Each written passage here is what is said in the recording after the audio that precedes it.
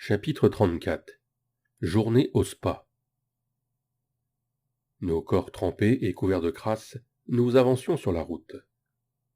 4 hommes portaient le mage dans une litière faite de 2 lances. Nous nous sommes relayés pour le porter tandis que la nuit tombait et que la lune bleue nous baignait de sa lumière. Chacun avait une pierre lumineuse prête à être lancée pour illuminer un ennemi si jamais il se présentait.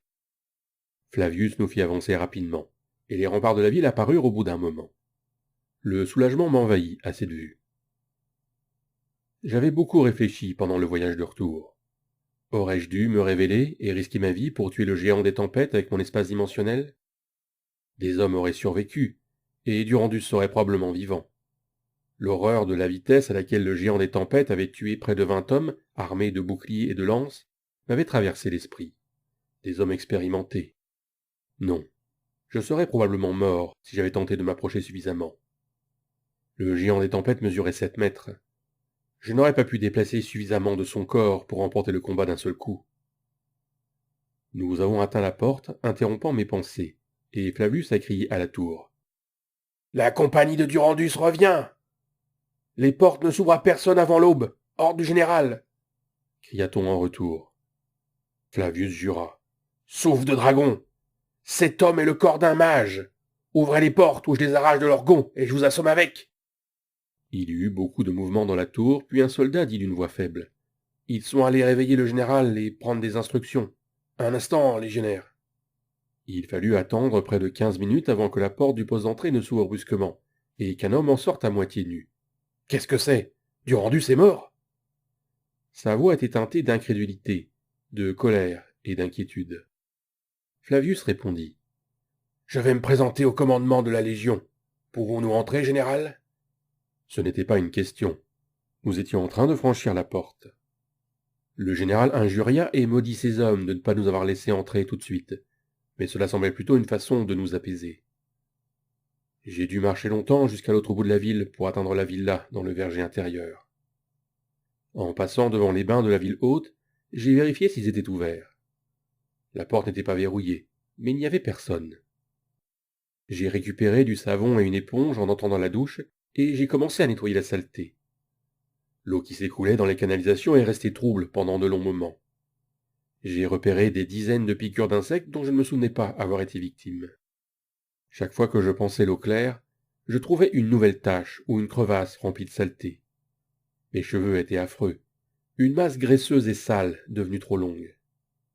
Les membres de la compagnie de Durandus étaient tous rasés de près au départ. J'étais le marginal à la barbe mal taillée. J'avais vu de nombreux coiffeurs, alors je pourrais peut-être faire ça demain matin. Enfin certain d'être propre, je me dirigeai vers les bains.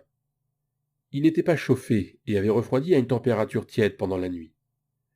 Je me détendis dans l'eau sans m'en soucier, et m'endormis aussitôt. Je fus réveillé par un trio de jeunes femmes qui chuchotaient et me fixaient du regard. Je me souvins qu'il s'agissait du groupe de femmes qui avaient pris mes vêtements et les avaient lavés la dernière fois. Mes vêtements peuvent être brûlés, mais mon armure a besoin d'être lavée. Je déposai 7 pièces d'argent sur le rebord de la grande baignoire commune. Augmentez la température de l'eau, lavez mon armure et apportez-moi des vêtements neufs. Faites du bon travail et vous aurez droit à une pièce d'argent pour boire pour chacune d'entre vous. La plus courageuse des jeunes femmes s'avança et prit l'argent. On va allumer les runes de chauffage, légionnaire. Elle était jeune, à la fin de son adolescence, avec des cheveux blonds cendrés et de fines taches de rousseur. Jolie, mais sans plus. Cela faisait trop longtemps que je n'avais pas été avec une femme, et mon désir montait, et je le cachais avec gêne. Je me sentais coupable de l'inconvenance de la chose. Apportez-moi un double petit déjeuner, et voyez si un coiffeur peut me servir pendant que je me détends. Ai-je demandé à une autre jeune femme. Elle hocha la tête. Nous préparons et nettoyons juste le bain le matin. La maîtresse devrait bientôt arriver, légionnaire. Je gémis intérieurement, m'attendant à une altercation avec la femme pour être entrée par effraction dans les bains, au milieu de la nuit. Ma peau était déjà toute ridée, mais je me rendormis rapidement alors que l'eau se réchauffait. Je fus réveillé par l'arrivée de 2 jeunes femmes portant des plateaux de nourriture et de boissons, suivies d'une femme beaucoup plus âgée, aux cheveux gris. Son visage était crispé et en colère. Espérons que l'argent réglerait mon erreur. Elle me dit. « Vous êtes entré dans mes bains après le couvre-feu, légionnaire ? Voulez-vous vous expliquer ? Non, pas vraiment, pensai-je. J'ai inspiré et parlé lentement. J'ai été sale après avoir frôlé la mort une demi-douzaine de fois ces 2 derniers jours. C'était plutôt une douzaine de fois la semaine dernière. J'avais besoin d'un bain, et vos portes étaient ouvertes. J'ai payé pour mon temps passé dans l'eau, et je paierai encore si je repars d'ici heureux. Il a payé 7 pièces d'argent, maîtresse, dit l'une des plus jeunes femmes, essayant de m'aider. La maîtresse s'adoucit. Elle n'avait toujours pas l'air ravie, mais consentit à ma présence. Très bien, alors. On va appeler votre coiffeur. Elle hésita. Vous le paierez de votre poche.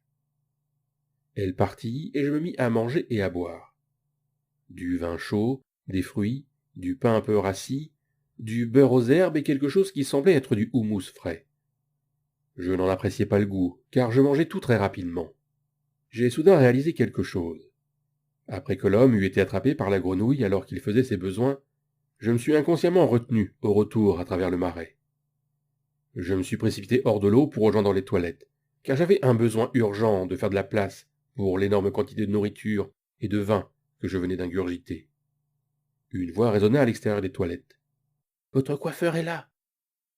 C'était l'une des jeunes femmes qui riait au bruit gênant que je faisais. J'ai terminé et un homme d'âge moyen a souri en disant « Mes services sont à vous. » Rasage de près, coupe de cheveux et... J'ai failli ajouter une sculpture des sourcils, mais c'était une vanité d'une autre vie. Le rasage a été fait avec un mélange mousseux qui sentait le bois de santal. Il a utilisé un coupe-chou et m'a d'abord rasé le cou. Se faire passer une lame sur la gorge par un autre homme est une expérience différente. Il a probablement senti mon malaise et commença à parler de sa famille. Le rasage terminé, il a appliqué un baume. Le parfum était celui de la cire d'abeille et du beurre de cacao. J'ai demandé « Qu'est-ce qu'il y a là-dedans » ? De l'aloès, de l'huile de jojoba, du beurre de karité et de la cire d'abeille dissoute dans de l'extrait de camomille, répondit-il en me peignant et en me coupant les cheveux. Je me détendis, sentant des mois de repos s'effacer. La plupart des compagnons de la Légion étaient rasés de près et soignés lorsque je les voyais dans les rares villes que j'avais visitées. Castille semblait nous laisser faire ce que nous voulions. On se serait cru les brebis galeuses de la Légion des mages. Quand il eut terminé, il me montra mon visage dans un miroir, ce qui me plut. Mes cheveux noirs, coupés, étaient longs jusqu'aux doigts et coiffés. Je lui demandai « Combien coûte le rasage et tout ton kit ?» Il parut perplexe en rangeant ses outils dans une grande sacoche de cuir. « Vous en avez un autre dans votre salon, je suppose » ajoutai-je. « Oui, mais c'est mon ensemble de voyage » dit-il avec inquiétude. « Combien pour le remplacer » demandai-je sans céder. Il regarda lentement dans son sac et additionna la valeur. « 70 pièces d'argent » me dit-il en me regardant. J'ai sorti une pièce d'or de nulle part et je la lui ai tendue. Cela devrait suffire alors. Il n'avait toujours pas l'air content d'avoir perdu son arsenal professionnel. Il dit « J'ai oublié le parfum. Il vaut une demi-pièce d'or à lui seul, et je ne l'utilise que pour mes clientes. » Plutôt que de discuter, je dis « Tu peux garder le parfum. » Il acquiesça finalement, un peu plus heureux, en le sortant et en prenant la pièce d'or. Il sortit un peu hébété, comme s'il avait perdu quelque chose de précieux. J'étais seul dans la pièce, et la sacoche en cuir disparut dans mon espace dimensionnel. L'hygiène personnelle était mon avenir. J'ai réalisé que j'acceptais ma nouvelle vie. Je ne m'en étais pas rendu compte avant le bain, mais le choc et les changements avaient grandement atténué mes désirs. Maintenant, ils semblaient revenir. Mais il était hors de question que je fréquente un bordel. Je me suis dirigé vers la cabine d'essayage ouverte et j'ai trouvé mon armure propre et huilée, ainsi qu'un ensemble de vêtements en lin, neufs et soigneusement pliés à côté. Ils n'étaient pas aussi lourds que ceux en toile que portaient habituellement les légionnaires, mais ils feraient parfaitement l'affaire pour l'instant. Je m'habillai et retrouvai la femme âgée responsable. J'ai dû faire le change sur une pièce d'or contre de l'argent, car il ne m'en restait qu'une. Je lui ai donné 10 pièces d'argent, 7 comme convenu, et une pour chacune des 3 jeunes femmes, comme promis. Après avoir frôlé la mort, dépenser ses richesses était facile. Profites-en tant que tu peux. Je crois que j'ai développé une mentalité de soldat. C'était le milieu de la matinée quand j'atteignis le verger. Je sifflai le générique de Star Wars en entrant dans la villa. Il n'y avait personne dans le hall d'entrée, Alors peut-être était-il parti en patrouille ou en surveillance. Je n'avais aucune idée de quel jour on était. Je suis entré dans la grande salle de bal où la plupart des lits étaient installés, et j'ai trouvé 5 hommes en train de se reposer. L'un d'eux s'est assis. C'était Félix. Putain de merde! Tu es revenu pour nous hanter? Non, je viens de me faire raser et couper les cheveux, dis-je en essayant de paraître offensé. Félix secoua la tête, incrédule. Ils ont dit que la compagnie de Durandus avait été décimée, et ils sont revenus au milieu de la nuit. C'était il y a une dizaine d'heures. Castille, Delmar et Adrian sont allés interroger les survivants. Puisque tu n'es pas revenu, et que nous n'avons pas reçu de message, nous avons cru que tu étais mort. Les rumeurs de ma disparition sont grandement exagérées, ai-je plaisanté. First sortit de la cuisine. Tu ferais mieux de filer à la salle de la Légion en ville. Castille va te passer un sacré savon pour ne pas être venu directement la voir à ton retour. Merde! J'ai laissé tomber mon armure, mes lances et mon équipement, et je me suis mis à courir.